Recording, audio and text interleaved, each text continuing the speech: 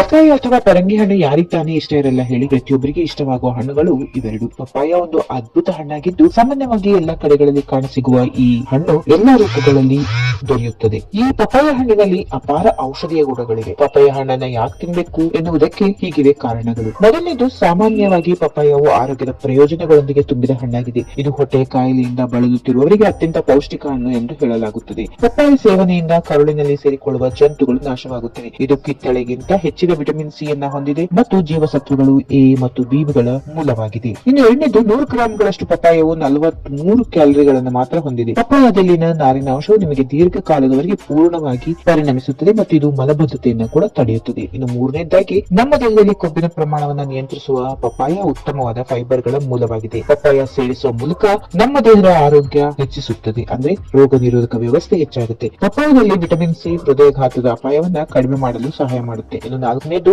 ಮಧುಮೇಹಕ್ಕೆ ಸಕ್ಕರೆ ಅಂಶ ಮತ್ತು ಗ್ಲೈಸಮಿಕ್ ಸೂಚ್ಯಂಕ ಕಡಿಮೆ ಆಗಿರೋದ್ರಿಂದ ಪಪ್ಪಾಯ ಉತ್ತಮ ಆಯ್ಕೆಯಾಗಿದೆ. ಹಲವಾರು ಸಂಶೋಧನೆಗಳ ಪ್ರಕಾರ ಪಪ್ಪಾಯ ಸಾರುವು ವಾಸ್ತವವಾಗಿ ಟೈಪ್ 2 ಮಧುಮೇಹ ಬೆಳವಣಿಗೆಯನ್ನು ನಿಧಾನಗೊಳಿಸುತ್ತದೆ. ಇನ್ನು ಐದನೇದು, ಪಪ್ಪಾಯಗಳು ವಿಟಮಿನ್ ಎ ಮತ್ತು ಬೀಟಾ ಕ್ಯಾರೋಟಿನ್, ಜಿಕ್ಸೋಂಥಿನ್, ಸೈಟೋಟಾನ್ಥಿನ್ ಮತ್ತು ಲ್ಯಾಟಿನ್ ಫ್ಲೇವನಾಯ್ಡ್ಸ್ ಗಳು ಸಮೃದ್ಧವಾಗಿವೆ. ಇದು ವಯಸ್ಸಿಗೆ ಸಂಬಂಧಿಸಿದ ಸ್ನಾಯುವಿನ ಅವನತಿಗೆ ಅಪಾಯವನ್ನು ಉಂಟು ಮಾಡುತ್ತದೆ. ಲ್ಯೂಟಿನ್ ಮತ್ತು ಜಿಕ್ಸೋಂಥಿನ್ ಎರಡು ಗ್ಲುಕೋಮಾ, ಕಣ್ಣಿನ ಪೊರೆ ಹಾಗೂ ಇತರ ದೀರ್ಘಕಾಲ ಕಣ್ಣಿನ ರೋಗಗಳನ್ನ ತಡೆಗಟ್ಟುತ್ತದೆ. ಇನ್ನು ಆರನೇದಾಗಿ, ಪಪ್ಪಾಯಲ್ಲಿ ಫೈಬರ್ ಹೆಚ್ಚಾಗಿರೋದ್ರಿಂದ ಜೀರ್ಣಕ್ರಿಯೆಗೆ ಉಪಯುಕ್ತ. ಹೊಟ್ಟೆ ಸಮಸ್ಯೆಗಳಾದ ಅಜೀರ್ಣ, ಹೊಟ್ಟೆ ಹುಣ್ಣು, ಹೊಟ್ಟೆ ಮತ್ತು ಎದೆ ಉರಿ ಸಮಸ್ಯೆಗಳಿಗೆ ಪಪ್ಪಾಯ ಹಣ್ಣು ಸಹಕಾರಿ. ಅಷ್ಟೇ ಅಲ್ಲ, ಪಿತ್ತಕೋಶದಲ್ಲಿರುವ ವಿಷವಸ್ತುಗಳನ್ನು ಹೊರಹಾಕುವಲ್ಲಿ ಇದು ಸಹಕಾರಿ.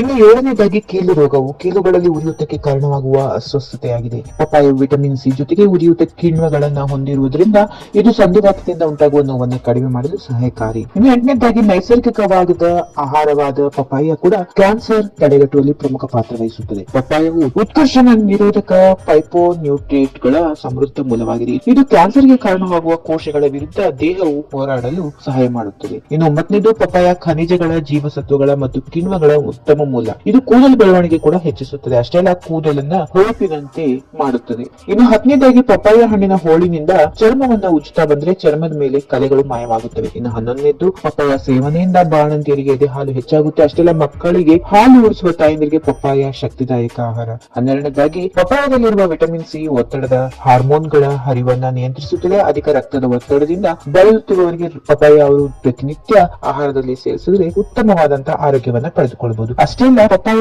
ಎಲೆಗಳು ಕೂಡ ಸಾಕಷ್ಟು ಮಹತ್ವವನ್ನು ಹೊಂದಿವೆ. ಪಪ್ಪಾಯ ಎಲೆಗಳಿಂದ ಹಲ್ಲುಜ್ಜಿಕೊಂಡ್ರೆ ಸಾಕು ವಸಡು ನೋವು ನಿವಾರಣೆ ಆಗುತ್ತೆ. ಇನ್ನು ಪಪ್ಪಾಯ ಎಲೆ ರಸ ಕುಡಿಯೋದ್ರಿಂದ ಡೆಂಗು ಜ್ವರದಿಂದ ಗುಣಮುಖ ಮಾಡುವ ಅತ್ಯುತ್ತಮ ಮನೆಮದ್ದಾಗಿದೆ. ಇವು ಎಲ್ಲ ಪಪ್ಪಾಯದಿಂದ ಸಹಜ ಸಿದ್ಧವಾಗಿ ಸಿಗುವಂತಹ ಪೌಷ್ಟಿಕಾಂಶಗಳು. ಆದ್ರೆ ವಿಶೇಷ ಸೂಚನೆ ಏನಪ್ಪಾ ಅಂದ್ರೆ, ಇದು ಅವರವರ ಶರೀರ ತತ್ವವನ್ನ ಅವಲಂಬಿಸಿರುತ್ತದೆ. ಆದ್ದರಿಂದ ಯಾವ ಹಣ್ಣನ್ನಾಗ್ಲಿ ಯಾವುದನ್ನೇ ಆಗ್ಲಿ ಅತಿಯಾದ ಸೇವನೆ ಮಾಡಬಾರದು. ಒಂದು ಬಾರಿ ಸೂಕ್ತ ಸಲಹೆ ಸೂಚನೆ ವೈದ್ಯರಿಂದ ಪಡೆದುಕೊಂಡು ಇವುಗಳನ್ನ ಉಪಯೋಗಿಸಿದ್ರೆ ಇನ್ನಷ್ಟು ಆರೋಗ್ಯವರ್ಧಕ ಅನ್ನೋದ್ರಲ್ಲಿ ಸಂದೇಹನೇ ಇಲ್ಲ.